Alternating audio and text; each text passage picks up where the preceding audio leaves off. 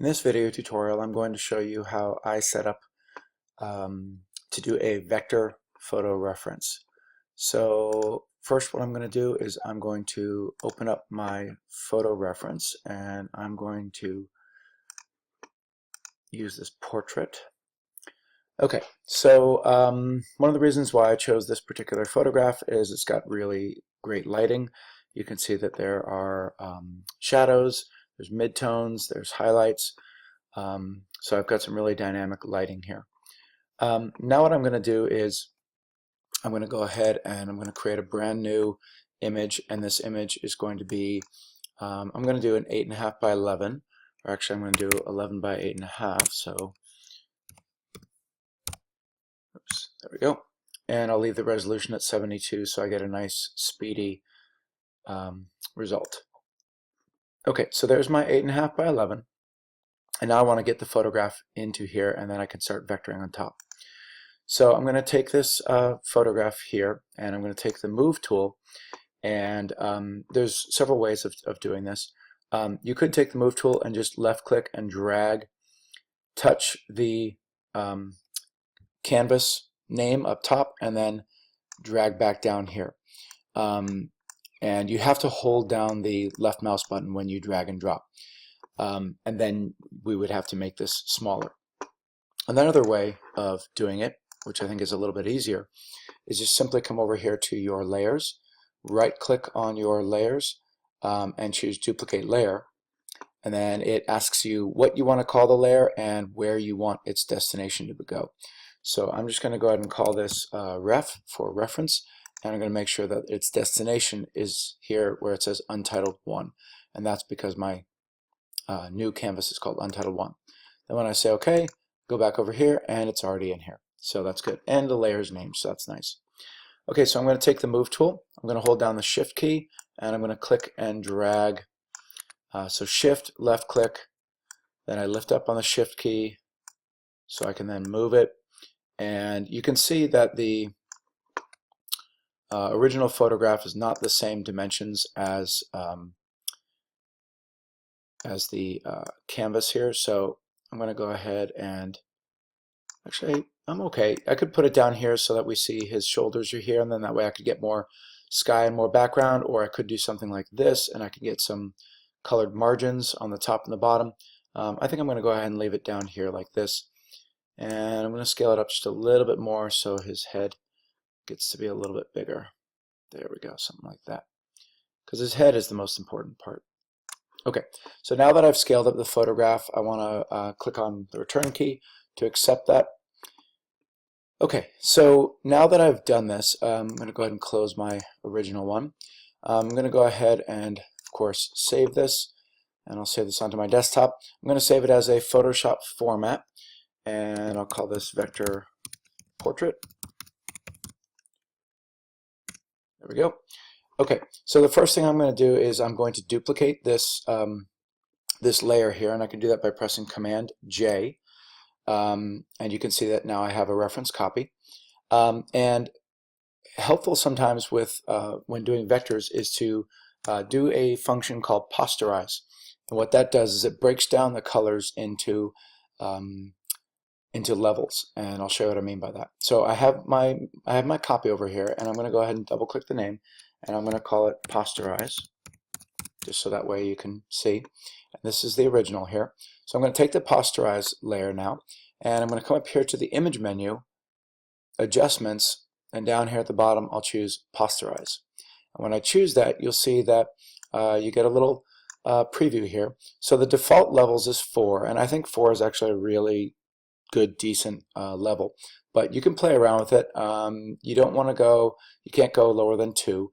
I think less than 4 is too little, because again, I think for interest and variety, you want to be able to see, again, highlights, the darkest shadows, and you want something in between. So I think 4 works really well. If you go too high, like this, then really you're just seeing the photograph, and what's the purpose of doing the Posterize in the first place?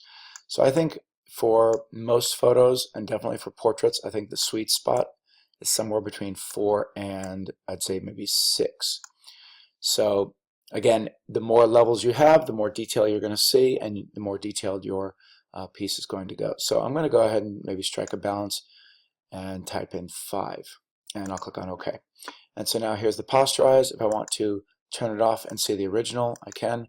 And I'm not really worried about the background. I'm concerned more about the face.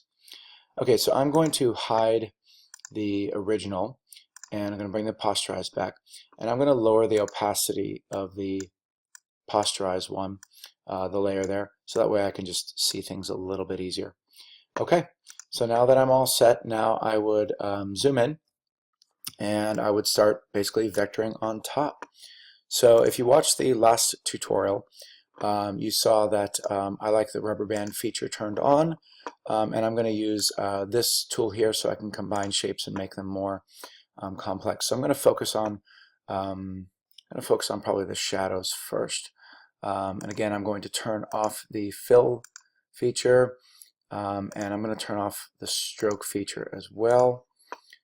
I generally don't like the stroke border going around my shapes. I like a nice clean look, and I find that the stroke doesn't do that. So you have to determine when doing your vectors how detailed are you going to get. You'll see here, let me make it a little easier for you. I'm going to turn on the border just so you can see. I'm going to lower the thickness of it just so it's a little easier to see. You have to decide how many vector points you want to deal with. When dealing with portraits, you just want to get the basic general idea here. There's a highlight on his upper lid, which I'm going to make that a separate shape later. So again, I'm just kind of carving down here, blocking in, and I'll close the shape. Make sure you always look for that. There we go. So there's the closed in shape. And again, I'm going to take away the stroke, and now I'll add in a fill, and maybe I'll choose something of that nature there. Maybe it'll be a little cooler, I don't know. But for right now, something like that. There we go. That feels a little bit better. Okay, so now I want to go ahead and tackle this here and this area here, and I'm going to use these functions down here. So I'm going to start off with a new shape, and again, you'll see Photoshop is filling in as it goes along. I really don't like that feature.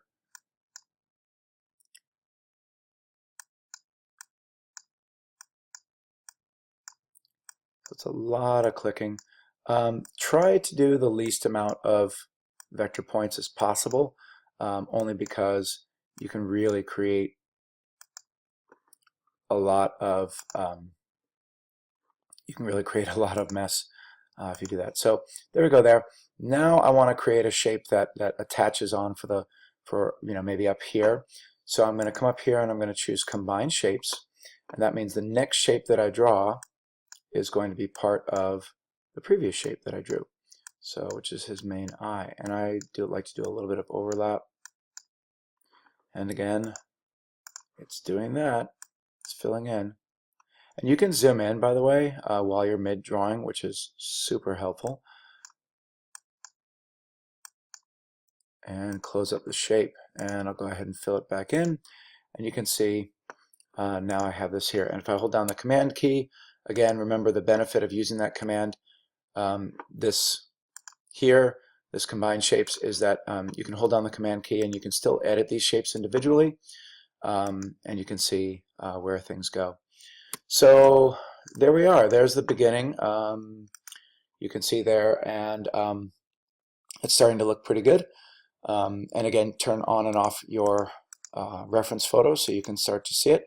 And again, I really advise you to do these combine shapes and subtract shapes, so that way you can not have 200 million shape layers. But again, it is your project, so give it a shot. The last thing I will recommend is folders, or as Photoshop calls, groups. So you can come down here and you can see this third from the last icon here called Create a New Group. And when you do that, you can go ahead and double click and you can call it eyes, or you can make it more specific and call it left eye, right eye. And you can just take your layer and you can drag and drop it literally on top of the folder, and you'll see that it indents and goes in. And of course you can drag this up and in as well, and you can see the two went in there. And now if you click on the little triangle, it closes up the folder. Of course you can make the whole group disappear and reappear, and it's really just nice and elegant, and of course makes life much easier. And you of course can do that. You can make a group folder for skin, for just the nose, for the mouth, for the ears. You can kind of break apart and chunk up your overall composition. So good luck. I hope this helps you out and sets you up.